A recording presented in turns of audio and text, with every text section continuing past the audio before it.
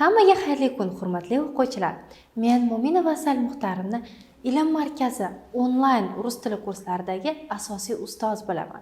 Va bugun biz siz bilan birgalikda hammaga kerakli bo'lgan keldim, ketdim, bordim, boryapman, shunga o'xshagan aynan harakat, yo'nalishni anglatuvchi fe'llarni to'liq ko'rib, tahlil qilib chiqamiz. Darsdan maksimal darajada foyda olish uchun darsni diqqatlik bilan ko'rib, chalg'imasdan barcha beradigan misollarimni yozib olishingiz kerak bo'ladi. Siz tayyor bo'lsangiz, biz darsligimizni boshladik. Demak, hurmatli o'quvchilar, birinchi bo'lib biz kelmoq so'zini ko'rib chiqamiz. Kelmoqni ikkita turi bor: prийти hamda приходить.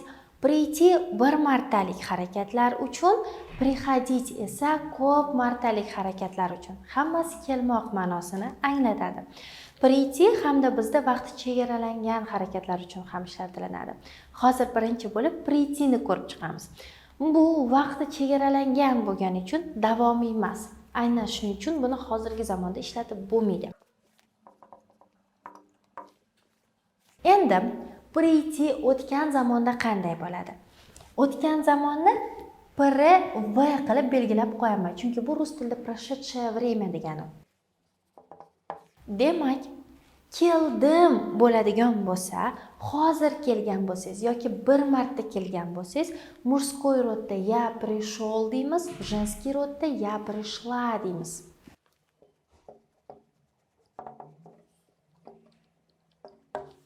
Endi kecha men ishga kech keldim. Vчера я пришел на работу поздно bo'ladi. Xo'p, men keldim uchrashuvga, я пришла на встречу bo'ladi. Hozir keldim demoqchi bo'lsangiz yoki bir marta kecha yoki undan oldin bir marta keldim ma'nosi haqida aytmoqchi bo'lsangiz, пришел yoki пришла so'zlarini ishlatasiz.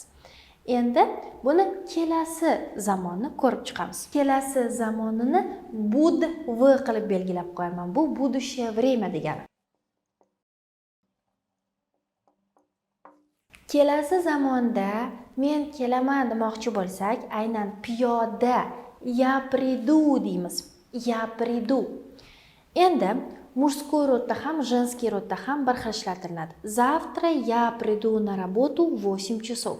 Ertaga ishga 8 da kelaman. Послезавтра я не приду на работу.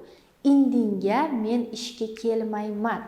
Bir martalik indin kun haqida gapiryapmiz, ertandan keyingi kun haqida.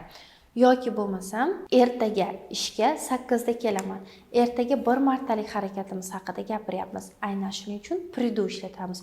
Hurmatli o'quvchilar, bu bir martalik kelmoq fe'limizni anglatuvchi harakatlar edi. Endi ko'p martalisiga o'tamiz. Endi hurmatli o'quvchilar, biz прихожу fe'liga o'tamiz. Прихожу fe'limiz bizda kelmoq, lekin doim bajariladigan harakatlar uchun. Прошедшее времяda qanaqa shakllanadi? Я приходил yoki приходила bo'ladi. Men kelganman. Я много раз приходила в этот музей. Men juda ham ko'p marotaba bu muzeyga kelganman. Yoki bo'lmasam, раньше я всегда приходил в это кафе. Avvallari men har doim shu kafega kelar edim. Ko'p marta kelganingiz uchun biz приходил yoki приходила ishlatamiz. Endi hozirgi zamonda ishlatmoqchi bo'lsak, nast v qilib qo'yaman.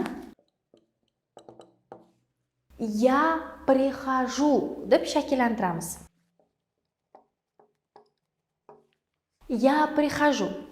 Я всегда прихожу в этот магазин за продуктами. Mahsulotlar uchun men har doim ushbu do'konga kelaman. Каждый день я прихожу на работу поздно. Har kuni men ishga kech kelaman. И так далее. Hozir va doim bajaradigan harakatlaringiz bo'lsa, прихожу ni ishlatasiz va bu kelyapman, kelaman degan ma'noni anglatadi. Endi esa buni kelasi zamonni ko'rib chiqamiz. Будущее время.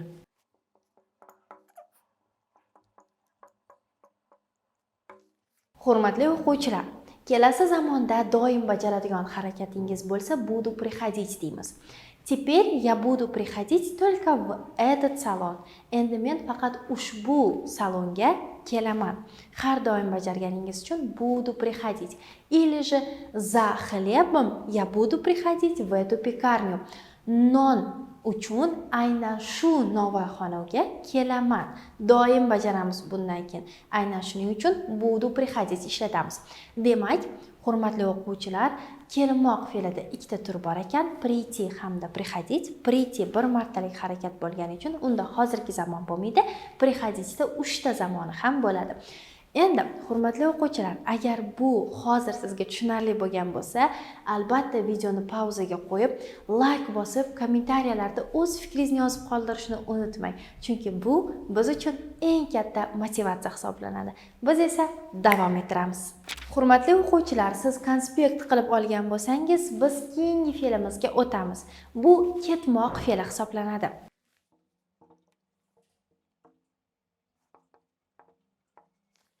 Endi uйти hamda uходить.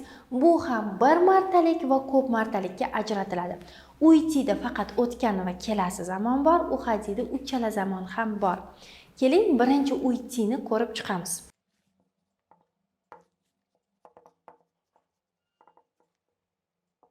O'tgan zamonda men ketdim deb bir marta aytayotgan bo'lsak, ya ушел yoki ушла deymiz. Вчера я ушла с работы очень поздно. Kecha men ishdan juda kech ketdim. Вчера я ушел со встречи. Kecha men uchrashuvdan ketdim. После встречи я ушел домой. Uchrashuvdan keyin men uyga ketdim. Ketdim bir martalik harakat va bir martalik voqea haqida aytyapsiz. Aynan shuning uchun ушел мужской rodda, ушла женский rodda qo'yamiz. Kelasi zamonimizda esa я уйду deymiz. Завтра я уйду с работы пораньше. Ertaga ishdan vaqtliroq ketaman. Завтра я вообще уйду с работы. Ertaga o'zi umuman ishdan ketaman. Вот. Или же сегодня я уйду, не ждите меня. Bugun men ketaman. Shuning uchun meni kutmang. Aynan shunga o'xshab shakllanadi bir martalik harakatimiz. Bunda hozirgi zamon yo'q. Hozirgi zamoni uходить-da bor. Uni hozir birgalikda ko'rib chiqamiz. Uходить fe'limiz ko'p martalik harakatlar uchun ishlatiladi. Misol, o'tgan zamonda я уходил hamda уходила iboralarini qo'llaymiz. Я всегда уходил с тех мест, где мне не нравилось. Men har doim menga yoqmagan joylardan ketar edim. Ko'p martalik harakat uchun. Или же раньше я всегда уходил с работы в 8. Теперь я буду уходить в 7. Avvallari men har doim ishdan 8 da ketardim. Endi har doim 7 da ketaman. Ketar edim, uходил bo'ldi мужской rodda. Keling endi buni hozirgi zamonni ko'rib chiqamiz. Hozirgi zamonda я ухожу bo'ladi. Я ухожу degani men ketyapman. Всем пока. Я ухожу. Это была шутка. Hammaga xayr, men ketyapman degani. Или же сегодня я ухожу с друзьями на встречу. Bugun do'stlarim bilan ko'rishga ketyapman. И так далее. Hozir bajarayotgan harakatingiz uchun ухожу deysiz. Va endi kelasi zamonda doim ketadigan bo'lsangiz yoki doim bajaradigan harakatingiz bo'lsa, qanaqa shakllanadi, ko'rib chiqamiz. Я буду уходить fe'lini qo'yamiz. Я буду уходить. Men ketaman degan. Теперь я буду уходить раньше. Endi men avvalroq ketaman, vaqtliroq ketaman degani. Или же после работы теперь я буду уходить на тренировки. Ishdan keyin endi men mashg'ulotlarga ketaman, shug'ullanish uchun degani. Вот, уважаемые ученики, уйти hamda ухожу ham xuddi shu tartibda shakllanadi. Hurmatli o'quvchilar, ko'plar aynan shunday fe'llarni yodlashadi, baribir razgovorga chiqa olishmaydi. Bu nimadan dalolat beradi? Bu siz asosan praktika qilmaganingizdan. So'zni yodlaysiz, lekin uni amalda qo'llamaysiz va xatolaringizni to'g'rilab beruvchi yoki qandaydir yo'nalish berib turuvchi sizni aynan kuratoringiz bo'lmaydi. Aynan shuning uchun razgovoringizni yana ham oshirish yoki 0 dan razgovorgacha erkin chiqmoqchi bo'lsangiz, biz sizga ekranda manzillar qoldiramiz. Ushbu manzillar orqali siz ilm markazi onlayn maktabida rus tilini sodda va oson atigi 3 oyda o'rganishingiz mumkin.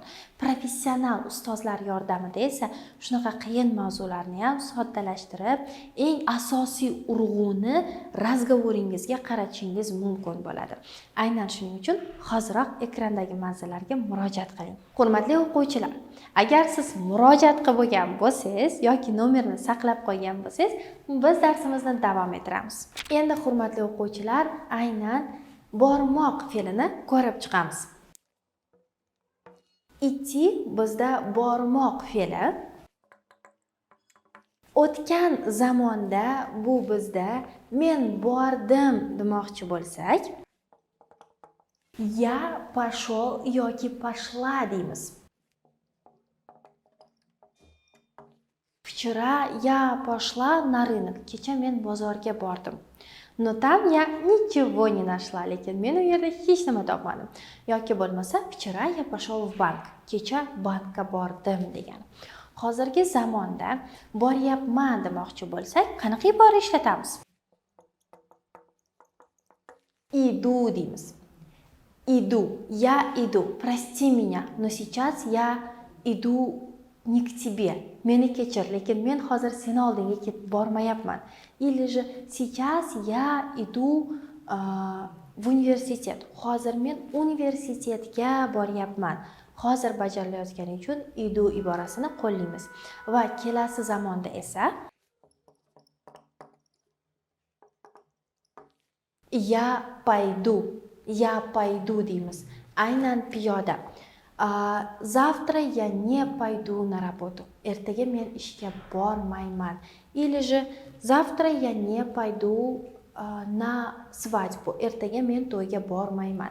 Aynan shu holatlarda bizda paydu ishlatilinadi. Inkor bermoqchi bo'lsangiz, fe'lni oldiga har doim ne qo'shimchasini qo'yasiz.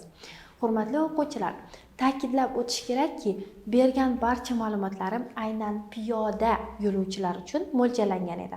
Ya'ni siz oyoq bilan piyoda borayotgan bo'lsangiz, bularni hammasini bugungi darsliklardagini ishlatsangiz bo'ladi.